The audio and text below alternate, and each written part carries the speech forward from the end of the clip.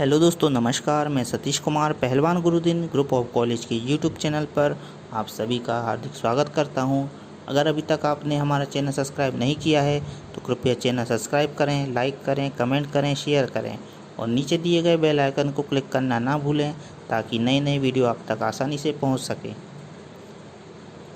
आज हम बात करने वाले हैं BA द्वितीय वर्ष की समाजशास्त्र प्रथम प्रश्न पत्र के अंतर्गत श्वेतवसन अपराध के बारे में। तो चलिए दोस्तों शुरू करते हैं। श्वेतवसन अपराध का अर्थ समाज में उच्च प्रतिष्ठा प्राप्त लोगों द्वारा अपने कारोबार के दौरान किया गया कानूनी उल्लंघन श्वेतवसन अपराध कहलाता है। अपराध के दृष्टिकोण से इस तरह किए गए कानून के उल्लंघन को श्वेतवसन अपराध कहते हैं। मार्शल क्लिनार्ड के शब्दों में श्वेतवसन अपराध उच्च व्यावसायिक स्थिति के लोगों द्वारा अपने व्यवसाय के संबंध में किया गया कोई कानून विरोधी कार्य से लगाया गया है। श्वेतवसन अपराध के प्रमुख दुष्परिणामों के बारे में भी जान लेते हैं। तो श्वेतवसन अपराध द्वारा अधिक हानि होती है। श्वेतवसन अपराध के द्वारा आर्थिक हानि निम्न वर्गीय साधारण अपराधों की तुलना में बहुत अधिक होती है। उदाहरण के लिए चोरी या सेंधमारी के कारण औसत आर्थिक हानि 5,000 रुपये या अधिक से अधिक 50,000 रुपये की होती है। कोई बिरला ही मामला ऐसा होता है जिसमें 1 लाख रुपये का नुकसान होता हो।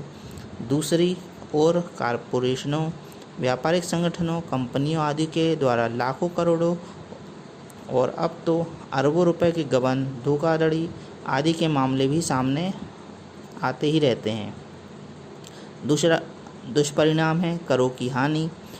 इसके अंतर्गत श्वेतवसन अपराधी शिक्षित एवं होशियार लोग होते हैं। वे अपने कारखानों, मिलों आदि में आयकर, बिक्री कर, सीमा शुल्क आदि को बचाने के लिए इन्हीं विभागों के सेवानिवृत्त कर्मचारी को ऊंचे वेतन पर नियुक्त कर लेते हैं। ये लोग अपने विभाग से संबंधित कानूनी बारीकियों को तोड़ मरोड़ करके प्रस्तुत करते हैं, जिससे श्वेतवसन अपराधियों को लाखों रुपए का लाभ हो जाता है और सरकार को तथा समाज को उसकी हानि उठानी पड़ती है।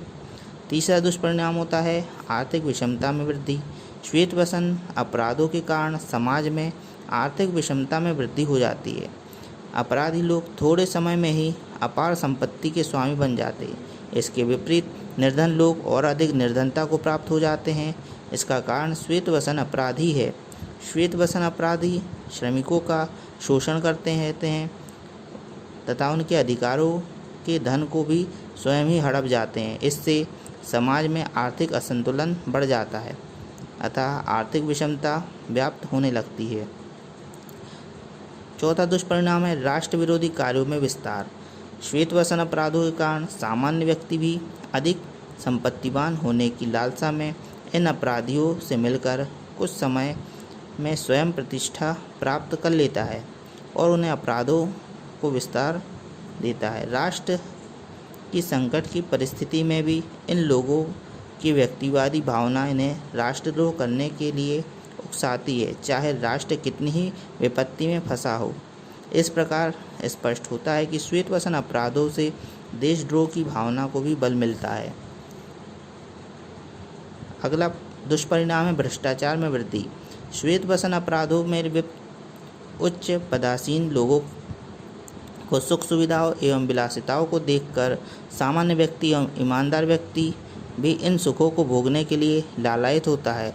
इसके साथ ही इन कार्यों में जोखिम भी बहुत कम होता है, अतः ईमानदार और कर्मठ लोग भी इसी प्रकार के कार्यों में लिप्त हो जाते हैं, जिससे भ्रष्टाचार और अनैतिकता का साम्राज्य बढ़ने लगता है।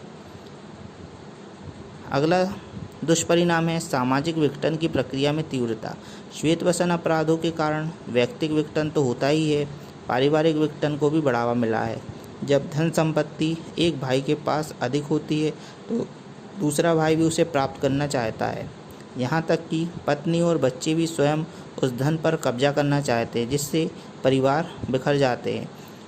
हर पदाधिकारी राष्ट्रीय संपत्ति को अपने हाथ में लेना चाहता है और अपने कर्तव्यों के प्रति उदासीन हो जाता है। इस प्रकार राष्ट्रीयता की भावना महत्वहीन मालूम पड़ती है।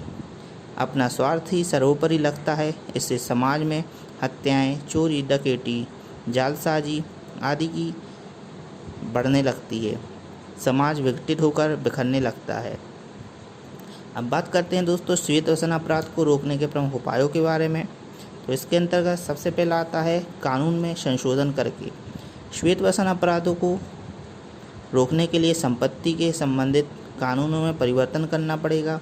इस कानून में इस प्रकार की व्यवस्था करनी चाहिए कि जो संपत्ति अवैधानिक साधनों से अर्जित की गई है उसकी तत्काल जब्त कर लिया जाए। इससे श्वेत वसन अपराधी हतोत्साहित होंगे। दूसरा प्रमुख उपाय है कठोर दंड की व्यवस्था। श्वेत वसन अपराधों के लिए कानून में सामान्य दंड की अपेक्षा कठोर दंड की व्यवस्था एवं जुर्माना आदि किया जाना चाहिए। इसके साथ ही साथ मृत्युदंड तक की व्यवस्था की जानी चाहिए तथा अवैध धन को जब्त कर लेना चाहिए।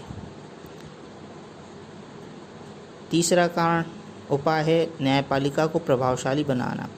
श्वेत वसन अपराधी प्रभावशाली व्यक्ति होते हैं। जब वे किसी अपराध में फंस जाते हैं तो न्यायालय में अपने उच्च प्रभाव के कारण दंड से बच जाते हैं। अतः कानून के द्वारा न्यायपालिका को इतना सशक्त और प्रभावी बनाना चाहिए कि श्वेत वसन अपराधी अपने पद एवं प्रतिष्ठा का लाभ न उठा सके। इससे श्वेत वसन अपराधों को रोकने में सहायता मिलेगी।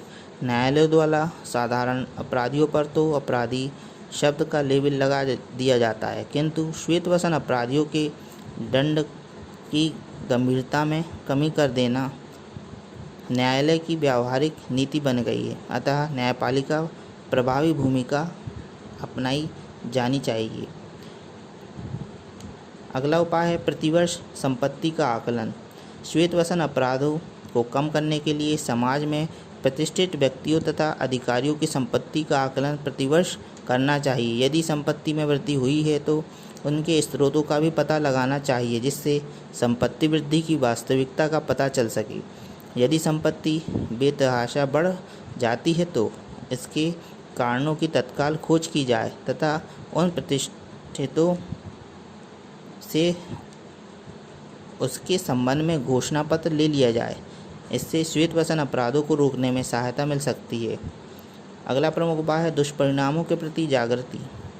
श्वेत वसन अपराध समाज को खोखला कर डालते हैं।